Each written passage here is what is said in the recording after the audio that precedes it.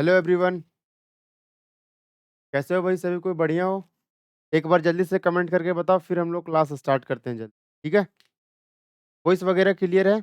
एक बार जल्दी से कमेंट करके बताओ।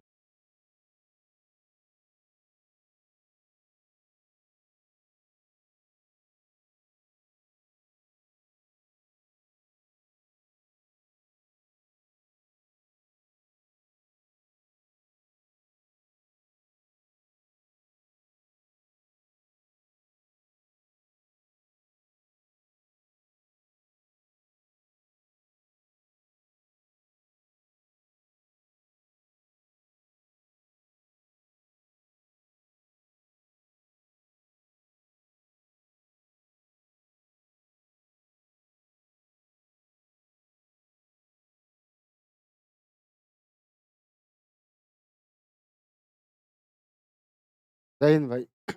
चलो, तो सबसे पहले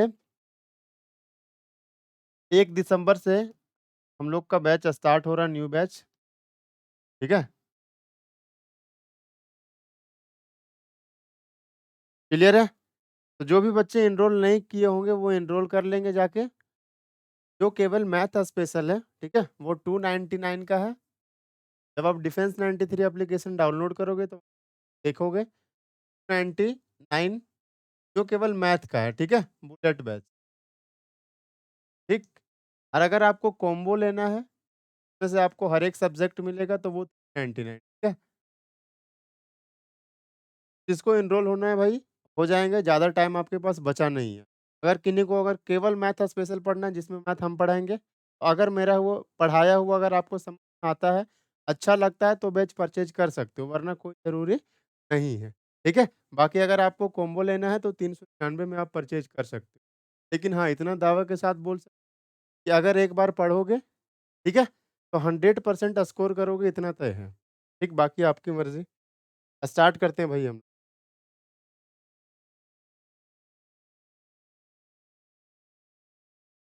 चलिए सवाल कीजिए, जल्दी से सवाल करके बताओ। ए एक काम को 15 दिन में पूरा कर सकता है। ए ने अकेले कार्य आरंभ किया और 4 दिन कार्य किया। बी ने अकेले शेष कार्य 18 दिन में पूरा किया। ए और बी मिलकर उस काम को कितना पूरा करेंगे? ठीक है? जल्दी से करके बताओ इस सवाल को। और हाँ, क्लास का टाइमिंग आपका रहेगा जो कि मैथ का रहेगा वो 2 बजे। 2 क्लास हुआ करेगा, एक 2 से 3, ठीक है, एप्लीकेशन पे। 3 से 4 मेरा यूट्यूब है, उसके बाद 4 से 5 2 क्लास होगा डेली आपका मैथ का। चलिए सवाल कीजिए। ए एक काम को 15 दिन में पूरा कर सकता है, ठीक है? नेक्स्ट आगे क्या बोला गया है? ए ने अकेले कार्य आरंभ किया और 4 दिन कार्य किया। देखो ये सवाल जो हम लोग बनाएँगे ना वो किस पे बनाएँगे, तो रिमेनिंग वर्क पे बनाएँगे। तुरंत बन जाए, ठीक है? रिमेनिंग वर्क, यानी कि बचा हुआ काम पे फ़ोकस करना है। ठीक? देखो अगर ए 15 दिन में अगर कोई काम करता तो वो काम कंप्लीट हो जाता। लेकिन यहाँ पे क्या बोला गया है? ए ने अकेले कार्य आरंभ किया, 4 दिन कार्य किया, ठीक है? ए अगर 15 दिन काम करता तो ए का काम कंप्लीट हो जाता। लेकिन ए मात्र 4 दिन ही काम किया, यानी कि ए का बचा हुआ काम लिखो, ठीक है? ए का बचा हुआ काम और वो कितना दिन का है। तो ऐसा देखेंगे कि ए 15 दिन काम करता तो काम कंप्लीट हो जाता। लेकिन ए ने 4 दिन तक काम किया तो ए का 11 दिन का काम बचा हुआ है। ये टाइम हो गया, बचा हुआ काम, ठीक है? बचा हुआ लिखना है। तो ए का 11 दिन का काम बचा हुआ है। नेक्स्ट, बी ने अकेले शेष कार्य को 18 दिन में पूरा किया। यानी कि ए जो काम 11 दिन में करता बचा हुआ काम, वही बचा हुआ काम बी जो है वो 18 दिन में कर रहा है। तो बी का टाइम कितना हो गया? 18, ठीक है? ये क्या आ गया? टाइम का रेशियो आ गया। अब यहाँ पे काम तो हमारा सेम है। अगर काम सेम हो, जैसे आपको पता है वर्क बराबर क्या होता है? एफिशिएंसी टाइम होता है, यस या नो? आप बोलोगे जी सर। तो अगर वर्क हमारा कांस्टेंट हो या सेम हो, तो जो एफिशिएंसी का रेशियो होता है उसका उल्टा होता है टाइम का रेशियो। या फिर आप ऐसे बोल सकते हो कि जो टाइम का रेशियो होता है उसका उल्टा होता है एफिशिएंसी। तो टाइम का रेशियो क्या आ गया? 11:18। एफिशिएंसी का रेशियो क्या आ जाएगा? 18:11। क्लियर है? आप बोलोगे जी सर क्लियर। अब हम ये पहला लाइन यूज़ करके टोटल वर्क निकालेंगे, ठीक है? ये जो पहला लाइन दिया गया है। ए का एफिशिएंसी कितना है? 18 दिन, ठीक है? और ए टोटल कितना दिन तक काम करता है? 15 दिन तक। ये क्या आ गया भाई? टोटल वर्क, ठीक है? पहला लाइन का यूज़ करके ये हम टोटल वर्क निकाल लिए। नेक्स्ट क्या बोला गया है? ए और बी मिलकर उस काम को कितने दिन में करेंगे? तो दोनों का एफिशिएंसी हमको पता है। ए का एफिशिएंसी 18, बी का एफिशिएंसी 11, यानी ये जो टोटल काम आया है, इस काम को कितना एफिशिएंसी के साथ किया जाएगा? तो 11 और 18, 8 और 1 9, 1 और 1 2 साथ इस काम को किया जाएगा। क्लियर है?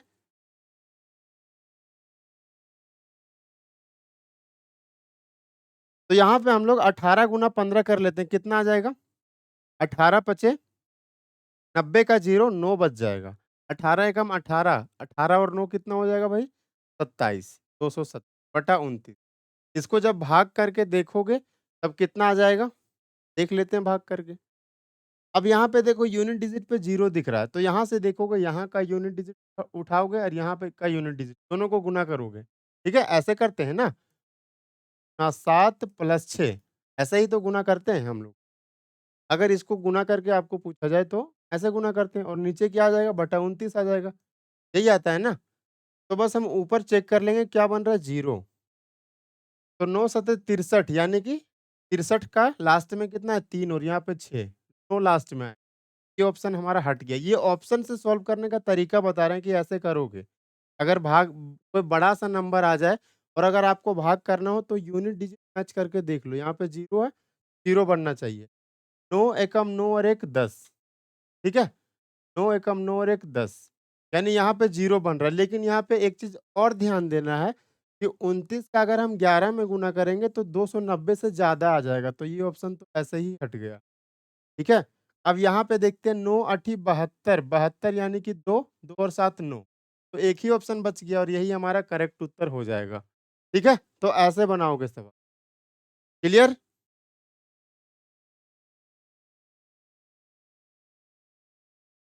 नेक्स्ट आगे चलते हैं भाई।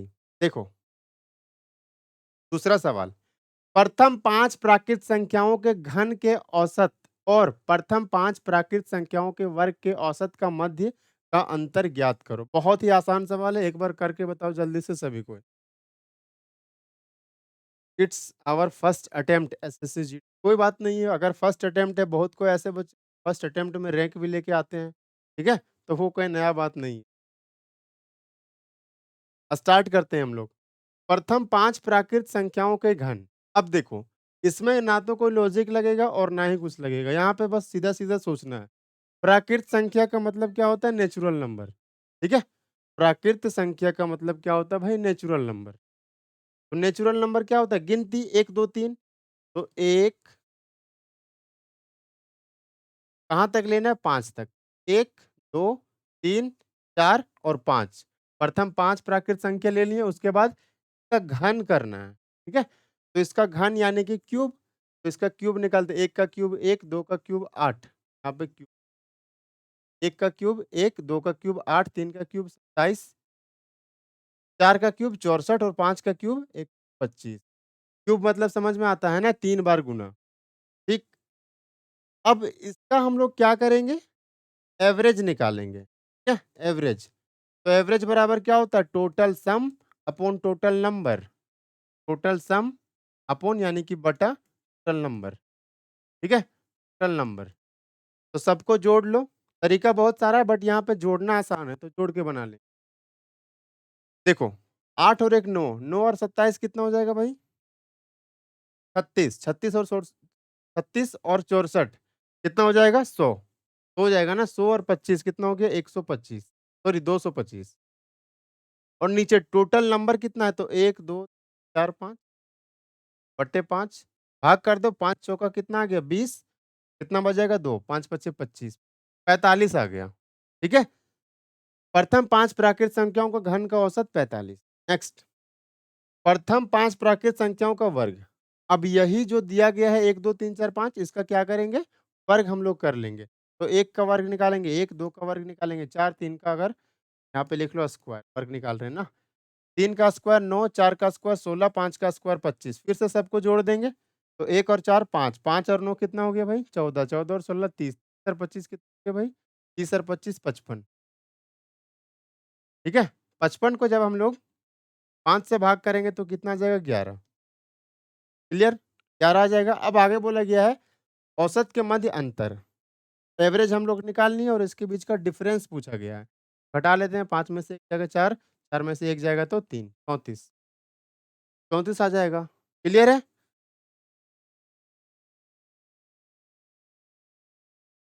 क्या बोल रहे हो? 2024 का बंगाली में एग्ज़ाम होगा, प्लीज़ रिप्लाई।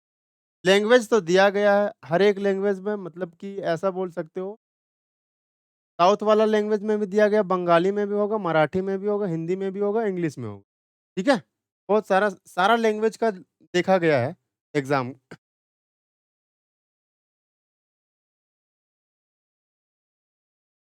बता दिए भई, होगा, ठीक है? आगे चलो, नेक्स्ट। देखो, 2 ट्रेनें एक ही समय में मुंबई और दिल्ली से प्रस्थान करती हैं, ठीक है? और क्रमशः 15 किलोमीटर पर आवर और 26 किलोमीटर पर आवर की चाल से एक दूसरे की ओर बढ़ती है। जब वे मिलती है तो पता चलता है कि एक ट्रेन ने दूसरी ट्रेन से 99 किलोमीटर अधिक दूरी तय की, तो दोनों स्टेशनों के बीच की दूरी क्या है? बहुत ही आसान सवाल है, एक बार करके बताओ जल्दी से, ठीक? जल्दी से करके बताओ।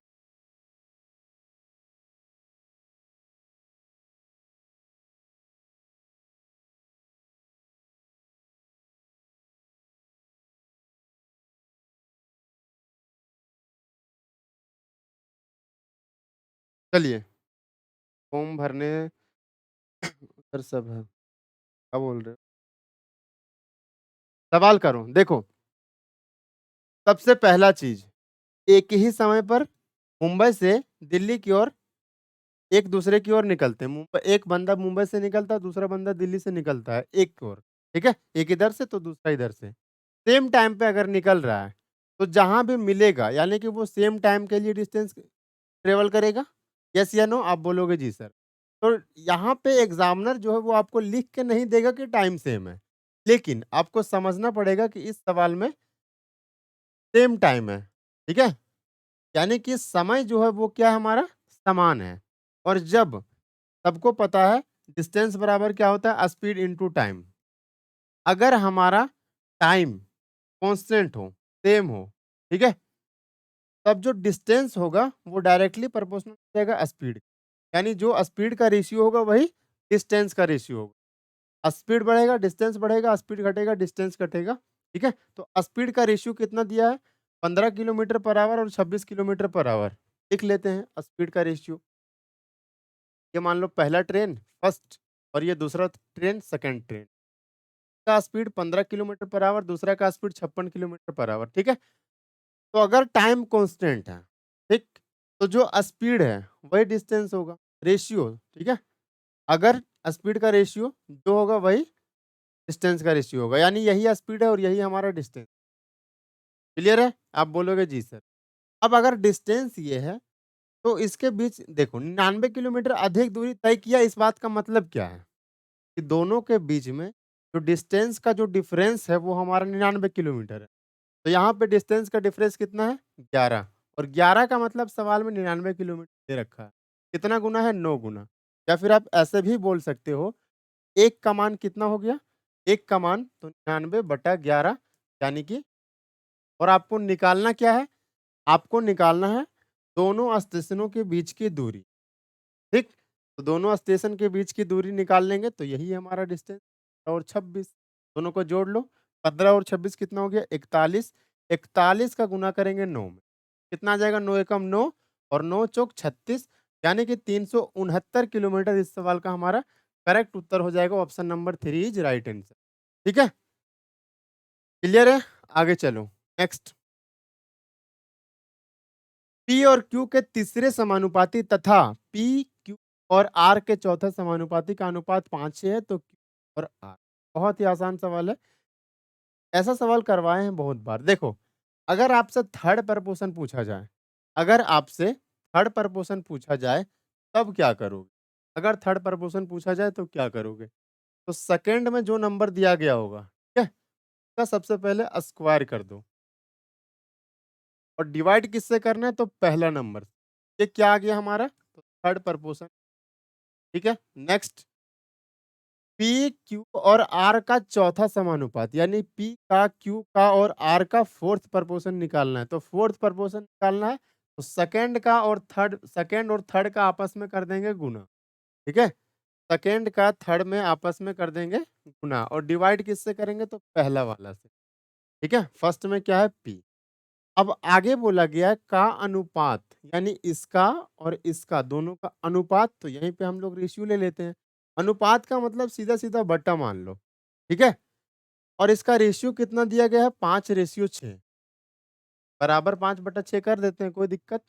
अब यहाँ से पी हमारा कैंसल, के बाद क्यू से एक क्यू खत्म, तो ऊपर क्या बचा? क्यू, और नीचे क्या बचा? आर। क्यू बटा आर ही हमसे पूछा गया, जो कि 5/6 ही है। तो ऑप्शन नंबर 4 हमारा राइट आंसर हो जाए। ठीक है? एक बार जल्दी से सभी को सेशन को शेयर कर दीजिएगा और लाइक कर दीजिएगा। ठीक? आगे चलते हैं हम लोग। 500 मीटर लंबी एक वृत्ताकार दौड़ में ए और बी एक ही समय पर और एक ही बिंदु से क्रमशः 4 मीटर पर सेकंड और 5 मीटर पर सेकंड की चाल से दौड़ना प्रारंभ करते हैं। एक ही दिशा में दौड़ते हुए वे प्रारंभिक बिंदु पर पहली बार कितनी देर बाद मिलेंगे? इसका एक फ़ॉर्मूला होता है, बहुत ही आसान फ़ॉर्मूला होता है, ध्यान से सुनना। मान लेते हैं ये कोई सर्कल है, ठीक है? कोई दिक्कत? जो कि जिसका लंबाई 500 मीटर, 500 मीटर का पूरा सर्कल है, ठीक? ए और बी एक ही समय पर, ठीक है? एक ही टाइम पर, एक ही बिंदु से, यानी मान लो ये हमारा स्टार्टिंग पॉइंट, यहीं से निकलता है ए भी और यहीं से निकलता है बी, ठीक है? कितना के स्पीड से? तो ए निकलता है 4 मीटर, ए निकलता है 4 मीटर पर सेकंड की स्पीड से, ठीक है? 4 मीटर पर सेकंड, और बी जो निकलता है वो 5 मीटर पर सेकंड के स्पीड से। कोई दिक्कत? दौड़ना प्रारंभ करते हैं, ठीक है? एक ही दिशा में। अब जो डायरेक्शन है वो क्या है? सेम है। ये भी इधर जा रहा है, तो बी भी हमारा इधर ही जा रहा है, ठीक है? डायरेक्शन हमारा सेम। तो पूछा गया वे पहली बार कितनी देर बाद मिलेंगे? तो सीधा-सीधा बात है कि कितनी देर बाद मिलेंगे? तो फर्स्ट टाइम का यहाँ तो कोई, पहली बार, पहली बार कब मिलेंगे? ठीक है? तो यहाँ पे पहली बार का टाइम लिख लो। पहली बार का टाइम बराबर फ़ॉर्मूला क्या होता है? लेंथ अपॉन देखो, यहाँ पे होता है स्पीड s1 माइनस s2, ठीक है? किस केस में?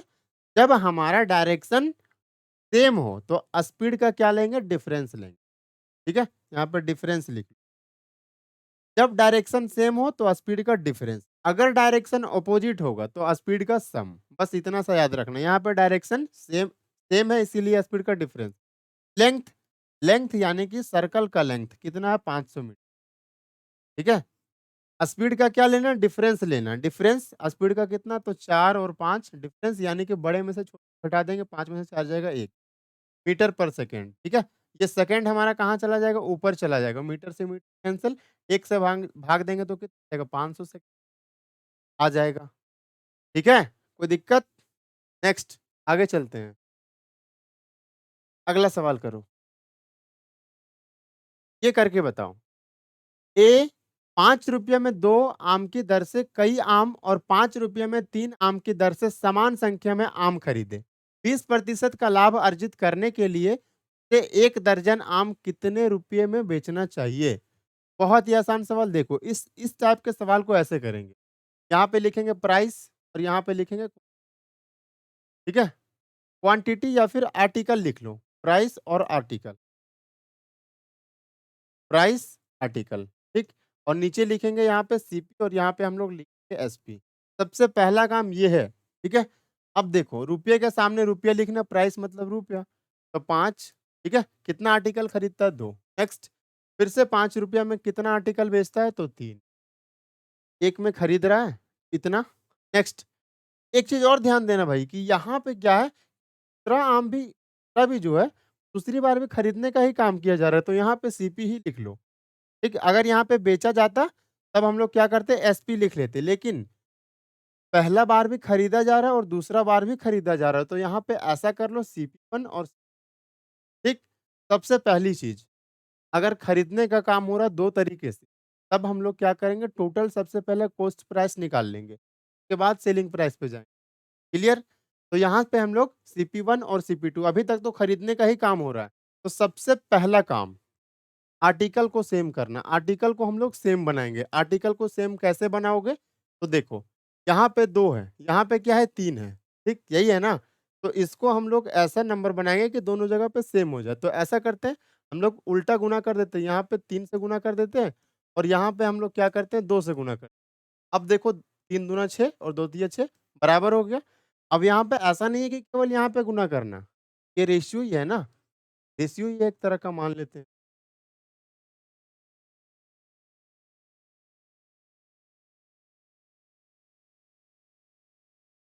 1 सेकंड। प्राइस आर्टिकल 5, 2, 5 ठीक? यहाँ पे सीपी 1 और यहाँ पे सीपी 2 तो यहाँ पे क्या करेंगे 3 से गुना कर देंगे और यहाँ पे 2 से गुना कर क्लियर है? अब आगे क्या करना है, यहाँ तो 6-6 बन गया, अब 3 पचे यहाँ पे लिख दो 15 ठीक है? 3 सॉरी 2 पचे 10 और यहाँ पे 3 दूना 6 आ जाएगा हमारा और यहाँ पे 3 दूना 6 यानी कि ₹15 और ₹10 ₹25 कितना हो गया 25 6 प्लस 6 यानी कि 12 तो टोटल सीपी अगर हम लोग बात करें तो ₹25 में 12 आर्टिकल खरीदा गया। यही खरीदा गया। नेक्स्ट 20% का लाभ अर्जित करने के लिए उसे 1 दर्जन आम कितने रुपए में बेचना चाहिए? यानी 12 खरीदा है और 12 ही तो बेचना है। 12 ही बेचना है ना? देखो 1 दर्जन यानी कि 12 उसको कमाना कितना 20% प्रॉफिट। तो अगर हमारा सीपी ₹25 है और इस पे 20% प्रॉफिट कमाना है तो कितना में सेल करेंगे? तो 25 का 120% दूसरे तरीके से आप निकाल सकते हो कि 25 का 20% निकाल के इसमें जोड़ दोगे, बात बराबर है। 1 0 1 0 2 से 6 बार में और 2 से 5 बार में और 5 से 5 बार में और 5 गुना 6 कितना आ गया 30। तो ₹30 में अगर आप बेचोगे तो आपको 20% का प्रॉफिट होगा, ठीक है? कोई दिक्कत है भाई? आगे चलते हैं, ठीक? नेक्स्ट एक बार सेशन को शेयर करो सभी को, इतना तो कर ही सकते हो ना, पैसा तो नहीं लगता उसमें। नेक्स्ट एक रेफ्रिजरेटर को 28,448 में बेचने पर एक दुकानदार 12% का लाभ कमाता है। यदि लाभ घटाकर 8% कर दिया जाता है, तो रेफ्रिजरेटर का नया विक्रय मूल्य क्या होगा? ठीक है, देखो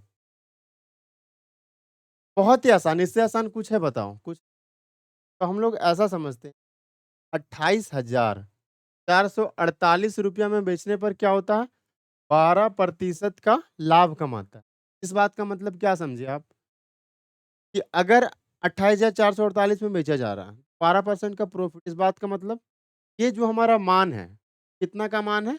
112% का मान, ठीक है? 112% का मान है, क्लियर? और निकालना क्या है?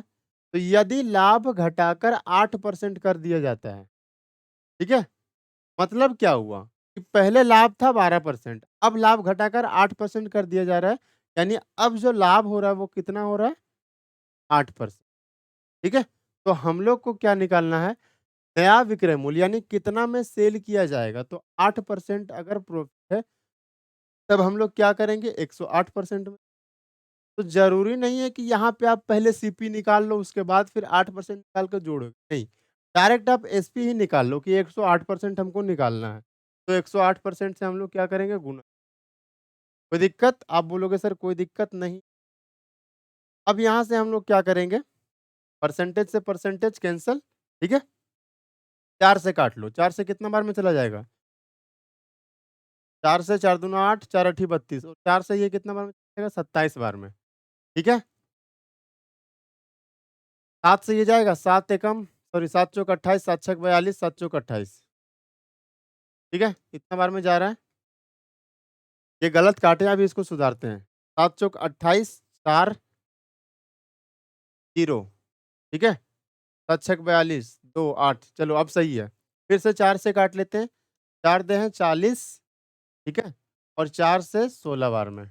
अब गुना कर लेते हैं, कोई दिक्कत नहीं है। अब देखो 27 का अगर हम 1000 में गुना करेंगे तो कितना आएगा भाई? 27,000, ठीक है? तो 27,000 से थोड़ा-सा तो ज़्यादा ही होगा, तो यही ऑप्शन हमारा सही है।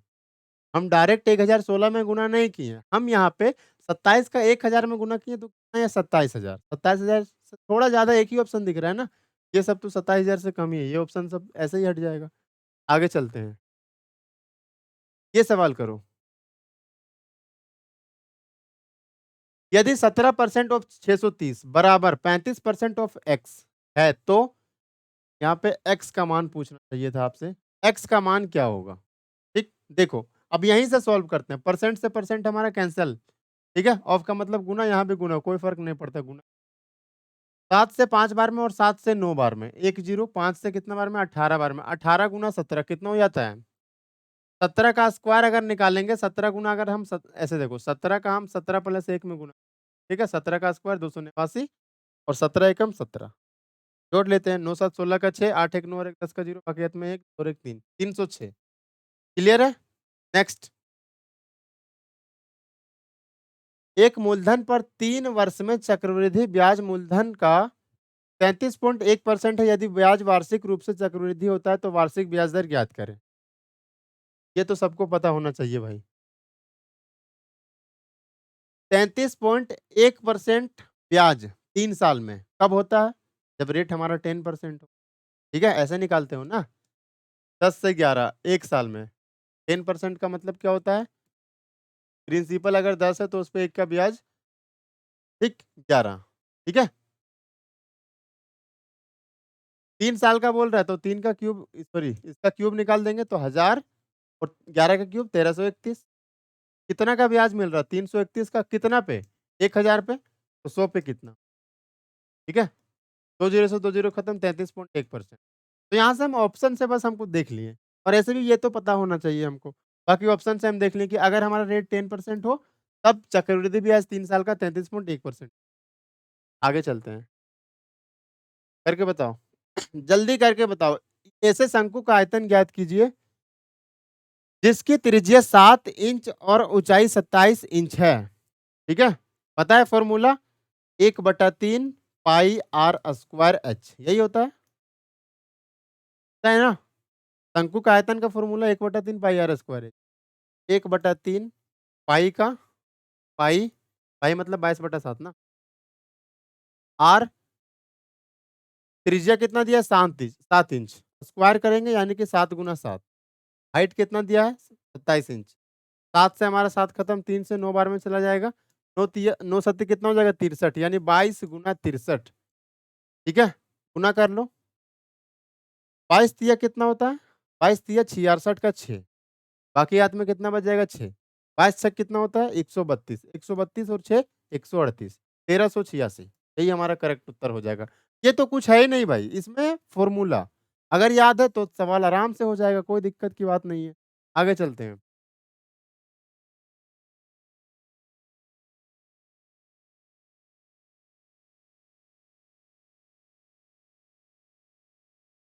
क्या बोल रहे हो भाई? आप हिंदी में बोलो। किट्टू रंजन हिंदी में बोलो। क्या बोल रहे हो आप? समझ में नहीं।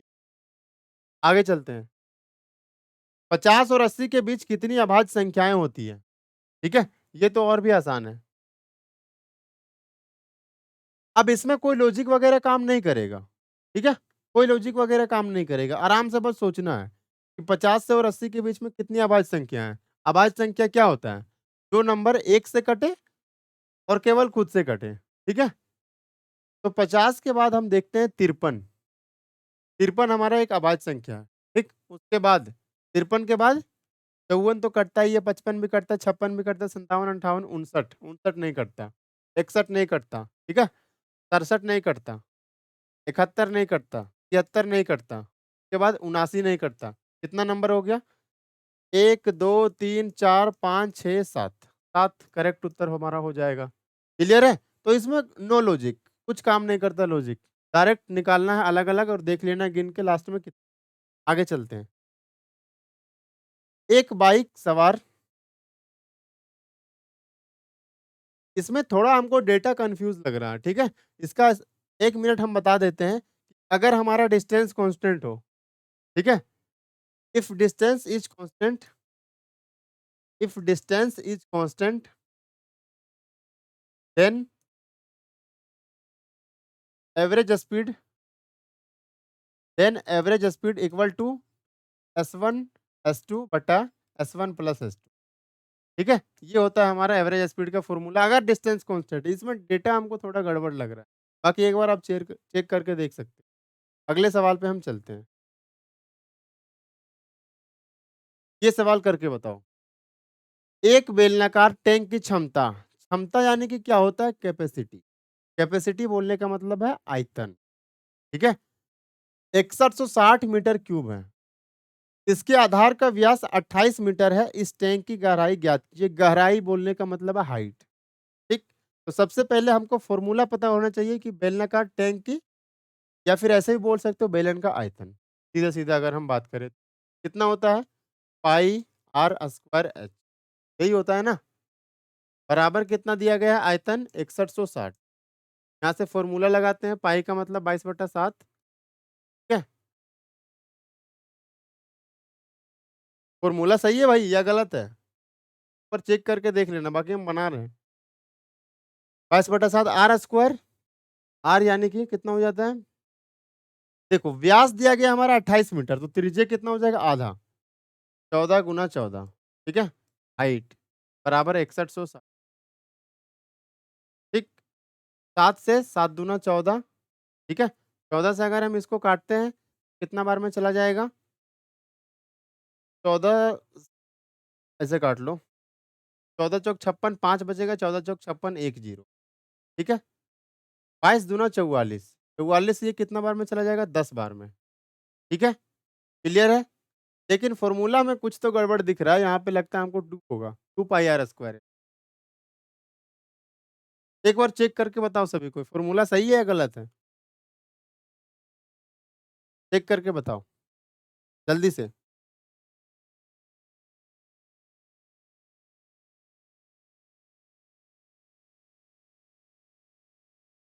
अरे पता भी है आप सभी को? या नहीं पता? आंसर 10 है या 5 है? अगर यहाँ पे 2 होगा तो 5 होगा, अगर 2 नहीं होगा तो 10 होगा, बाकी आप देख के बताओ।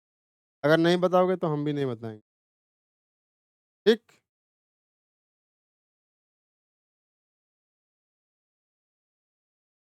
जल्दी से करके बताओ, कितना आएगा?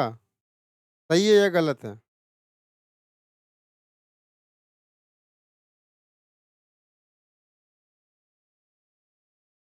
सही है भाई, जो हम लिखे हैं वही सही है, ठीक है? हाइट कितना आ गया? 10, यही हमारा करेक्ट उत्तर, ठीक है? आगे चलते हैं। आप लोग को अगर कोई भी कुछ भी पढ़ा दे ना तो वो भी पढ़ लोगे। ये तो थोड़ा-मोड़ा तो पता होना चाहिए ना आपको, क्या होता है फ़ॉर्मूला? अभी पूछे अभी हम कुछ भी पढ़ा दे रहे हैं, आराम से पढ़ ले रहे हो। लेकिन थोड़ा बहुत जानकारी होना चाहिए ताकि आपको चीज़ें समझ में आए कि हाँ, टीचर गलत बता रहा है या सही बता। बाकी हर एक टीचर तो अच्छा ही बताता है, दिक्कत नहीं होती। बट इतना जानकार होना चाहिए। एक पौधे की ऊँचाई 2% प्रति वर्ष की दर से बढ़ती है।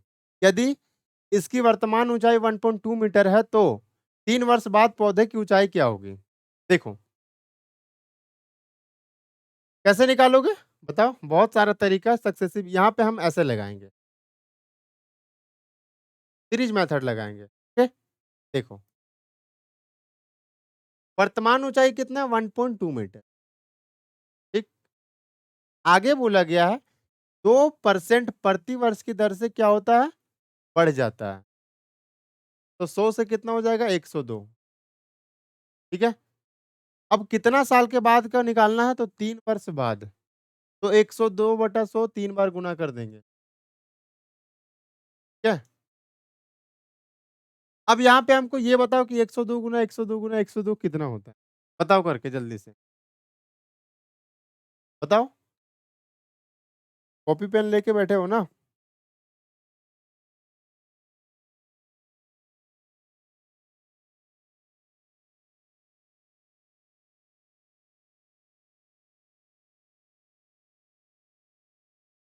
देखो अगर हम इन तीनों का गुना करें, तब हमारा कितना आ जाएगा 10, 61, 208 क्लियर है?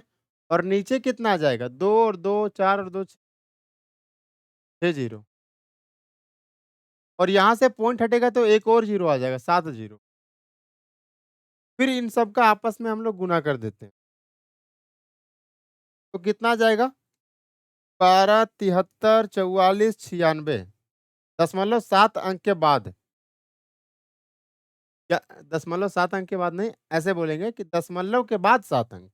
तो 1, 2, 3, 4, 5, 6, 7 यहाँ पे आ जाएगा हमारा पॉइंट 1.23 कहाँ पे दिख रहा है यहाँ पे। ये हो जाएगा हमारा करेक्ट उत्तर। क्लियर? आगे चलें? नेक्स्ट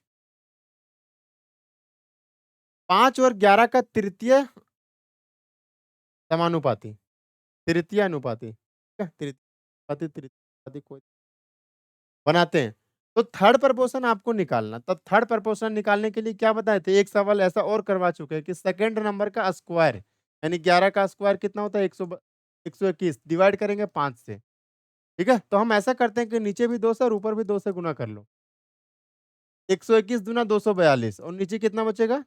बन जाएगा हमारा 10, 10 से भाग करेंगे तो बाद 1 अंक 24 पॉइंट। आगे चलो। पवन ने स्टोर से जींस की एक जोड़ी उस समय खरीदी जब वे 20% की छूट दे रहे थे। यदि जींस की जोड़ी का नियमित मूल्य 1800 रुपया है तो पवन के छूट के साथ कितना भुगतान किया? बहुत ही आसान सवाल है, एमपी दिया है और बस डिस्काउंट परसेंट निकाल देना है। ठीक है, क्लियर है ना? एमपी दिया है और डिस्काउंट परसेंट दिया है और आपसे पूछा गया है कि एसपी बता दो। आराम से निकाल सकते हो, कोई दिक्कत की बात नहीं है। कितने लोग कर पाए बताओ? देखो नियमित मूल्य यानी कि एमपी मार्क प्राइस कितना दिया है? 1800। अगर मार्क प्राइस 1800 है और अगर आपको पे 20% का डिस्काउंट दे रहे हैं, यानी कि आप ऐसे समझो कि अगर आप दुकान में गए, वो जीन्स खरीद रहे हो, मान लो उसका प्राइस आपसे बोला गया कि इसका दाम 1800 है। आप बोलोगे भाई कुछ तो डिस्काउंट कर दे। बोला चलो 20% डिस्काउंट दे देते, तो आप कितना पे करोगे बताओ? कितना पे करोगे? का निकाल देंगे हम लोग 20%। दूसरा तरीका, अगर 20% डिस्काउंट दे रहा है यानी कि मार्क प्राइस अपने आप में होता है 100%, तो 100% पे 20 डिस्काउंट मिल जा रहा है, यानी हम 80% में वो सामान खरीदेंगे। तो 1800 को डायरेक्ट हम लोग 80% निकाल देते हैं। 80% मतलब 80/100, 2 जीरो से 2 जीरो खत्म। 18 गुना 18 144 और 1 जीरो, ये हमारा करेक्ट उत्तर। नेक्स्ट आगे बढ़ते हैं। दो संख्याएं P और Q इस प्रकार है कि P के, देखो अब ये सवाल ध्यान से सुनना और जैसे जैसे सवाल बोलते जाओ वैसे वैसे करते चलो। P के 10%, तो P का 10%, ठीक है?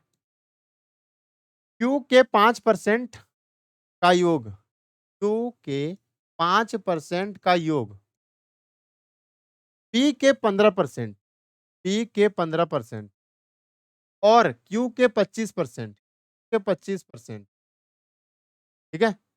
के योग का एक चौथाई, यानी इसका क्या है? एक चौथाई है, 1/4। ठीक है, कोई दिक्कत? कोई दिक्कत नहीं है। तो P का Q से अनुपात, P का Q से, यानी कंपेयर किससे करना है? Q से, तो Q को हम लोग नीचे रखेंगे। अब देखो कैसे बनाएंगे। तो आपको हर जगह पे परसेंटेज दिख रहा है तो परसेंटेज को हटा दो, हर जगह से हटा दो। चल, ठीक है? अब 4 का गुना करो, यहाँ पे क्रॉस मल्टीप्लाई ऐसे, ये दोनों बराबर है ना? 4 का क्रॉस मल्टीप्लाई इधर करेंगे तो 10p गुना 4 40p प्लस 4 पचे 20q बराबर 15p प्लस 25q। ठीक है? अब P को एक तरफ ले आओ, Q को एक तरफ ले जाओ। 40p में से 15p जाएगा तो कितना बचेगा? 25 बराबर 25q में से 20q जाएगा तो क्या बचेगा? 5q। 5 से काट लो 5 बार में, ठीक?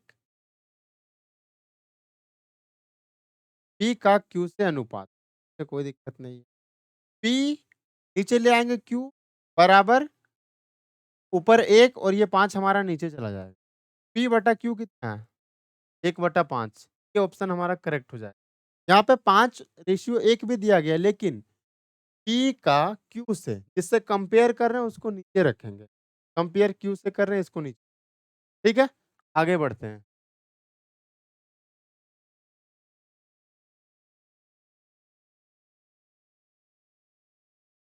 आगे चलते हैं, ठीक है?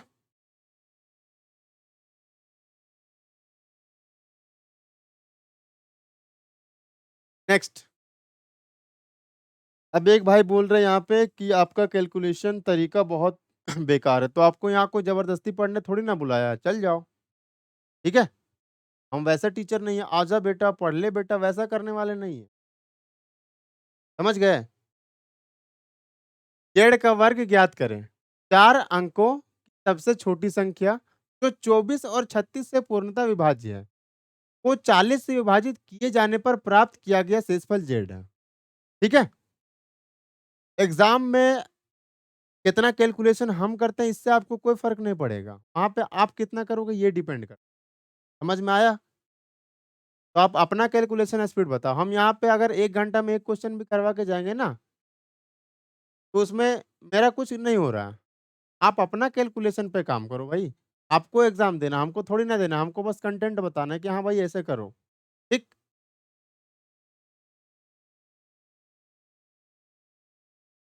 तो चलो इस बार हम भी देते हैं एसएससी का पेपर। हम भी देंगे आपके साथ एसएससी, ठीक है? और देखते हैं कि कितना नंबर आता है मेरा। मैथ में 20 में से 20 आएँगे और उसके बाद आपको एग्ज़ाम के बाद अपना स्कोर कार्ड दिखाएँगे। ऐसे ही अभी जो बोले ना उसकी वजह से हम एग्ज़ाम में बैठेंगे और देखेंगे कि क्या होता है और 5 से 10 मिनट में पेपर खत्म करके आएँगे। ठीक? एसएससी जीडी का रियलिटी बताएँ तो कोई लेवल ही नहीं है भाई, लेकिन एक कड़वा सच हम बताएँ ना, तो एसएससी जीडी वाले जो बच्चे हैं ना, जितने भी बच्चे हैं, तो उनको क्या है ना कि अब क्या होता है पता नहीं। जो पढ़ने वाले बच्चे हैं वो बहुत अच्छा से पढ़ते हैं और जिनको नहीं समझ में आएगा ना, तो ये पेपर इतना डिफ़िकल्ट है ही नहीं।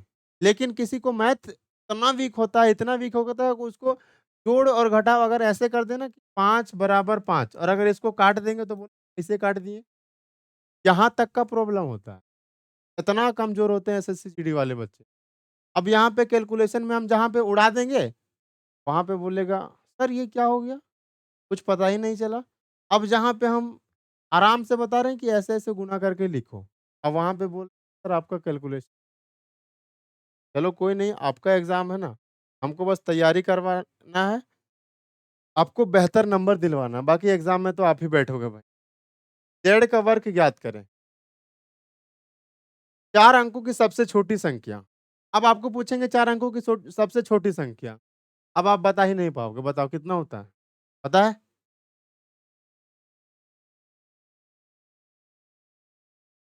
पता है आपको बताओ? 4 अंकों की सबसे छोटी संख्या। अब इतना तो पता नहीं होगा आपको कि क्या होता है? 1000 4 अंकों की सबसे छोटी 24 और 36 से पूर्णतः विभाज्य है, ठीक? तो सबसे पहले हम लोग देखेंगे कि 24 से और 36 से विभाज्य सबसे छोटा संख्या कौन है? तो 24 और 36 से छोटा संख्या जो कि विभाज्य है, कहने का मतलब है 24 और 36 का एलसीएम कितना होता है? अब यहाँ पे लिख देंगे तुरंत हम 72। अब वही बच्चा बोलेगा सर नहीं समझ में आया, ठीक? तो वो टीचर का कमियाँ निकालने से पहले भाई खुद देख लो, आप क्या कर रहे हो, ठीक? आगे चलते हैं। तो ये हो गया हमारा 72 जो कि छोटा से छोटा नंबर है। अब हम लोग यहाँ पे चेक करेंगे कि 72 से कटने वाला नंबर बनाओ, ठीक है? 1000 हम सबसे पहला चेक करेंगे कि 1000 72 से कटता है यस या नो, ठीक? तो यहाँ पे हम लोग भाग देके देख लेते हैं। 1000 से कटता है यस या नो। 72 एकम 72 कितना बचेगा भाई 28, ठीक है? कितना बार में चला जाएगा? 8 बार में, 4 बार में। 4 दूना 8 और 4 सत्ते 28। देखो, अब यहाँ पे ध्यान देना, गौर से ध्यान देना कि यहाँ पे तो 280 ही है। ठीक है? समझ रहे हो ना? यहाँ पे 280 है। लेकिन अगर हम 4 बार भाग लगाते हैं तो कितना आ रहा है 288 यानी आना चाहिए था 80, जाना चाहिए था हमको 80 लेकिन हम 8 एक्स्ट्रा लेके आए हैं। तो इस बात का मतलब क्या हुआ? जब हम भाग देंगे इसमें तो हमको 4 अंक का नंबर चाहिए जो कि 72 से कटे। ठीक है? तो 72 से कटाने के लिए क्या करेंगे? तो सबसे पहला चीज़ ये करना है कि जितना भी यहाँ पे एक्स्ट्रा आया है ना 280 एक्स्ट्रा आया है, कितना आया 8 तो हम ऐसा करते हैं कि 1000 में हम 8 जोड़ देते हैं, प्लस 8 ठीक? तो कितना हो जाएगा 1008 अब यहाँ पे देखो कि अगर हम यहाँ पे 1008 कर देते हैं, तो यहाँ पे भाग देने पे कितना बच जाएगा? 288 तब पूरा-पूरा कट जाएगा, ठीक? यानी वो नंबर 1008 हमको पता चल गया जो 4 अंक का सबसे छोटा है और 24 और 36 दोनों से विभाज्य है। अब नेक्स्ट चेक करेंगे 40 से विभाजित किए जाने पर शेषफल क्या है? देखो, अब ये जो नंबर आया है 1008 इसको हमको 40 से विभाज्य करना है, ठीक है? तो 40 से विभाज्य कर दो। 40 दूना 80 कितना बच जाएगा 20 और 1 जीरो 40 बचे कितना हो जाएगा 200 कितना बच जाएगा हमारा 8 ये क्या आ गया? जो शेषफल बचा है ना 8 वही हमारा ज़ेड है। ठीक? और आपसे सवाल में पूछा गया है ज़ेड का वर्ग, यानी ज़ेड कितना है 8 तो 8 का वर्ग करेंगे तो 64 ठीक है? आगे चलो। अगला सवाल जल्दी से करके बताओ। ए एक कार्य को 40 दिनों में कर सकता है और बी उसी कार्य को 80 दिनों में कर सकता है। ए जो है वो एक काम को 40 दिनों में कर सकता है, बी जो है वो उस काम को 80 दिनों में कर सकता है। 40 और 80 का एलसीएम 80 40 दूना 80, 80 एकम 80 ठीक है? आगे क्या बोला गया है? वे एक साथ 20 दिन तक काम करते हैं। कितना कार्य पूरा करना बाकी है? देखो, ए और बी एक साथ, यानी कि ए प्लस बी काम करेंगे। कितना दिन तक? 20 दिन। कितना काम कर लेंगे? तो ए और बी का एफिशिएंसी और 1 3, 3 गुना 20 यानी वो 60 काम कर लेंगे। ठीक है? 60 काम कर लेंगे। आगे बोला गया है, कितना कार्य पूरा करना बाकी है? ठीक? तो टोटल काम कितना है? 80 80 में से 60 काम तो कर लिया गया है, बचा कितना? 20 कितना में से? तो 80 में से। तो 20/80 यानी कि 1/4 ठीक है? तो इतना काम बचा है। आगे चलो।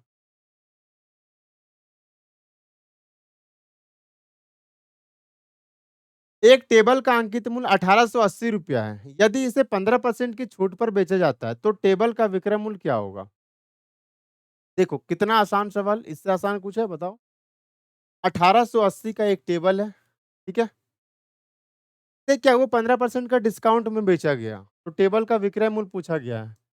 एमपी अपने आप में होता है 100% उसमें से 15% डिस्काउंट देंगे यानी कि 85% में सेल करेंगे। 85% का मान बस निकाल देंगे।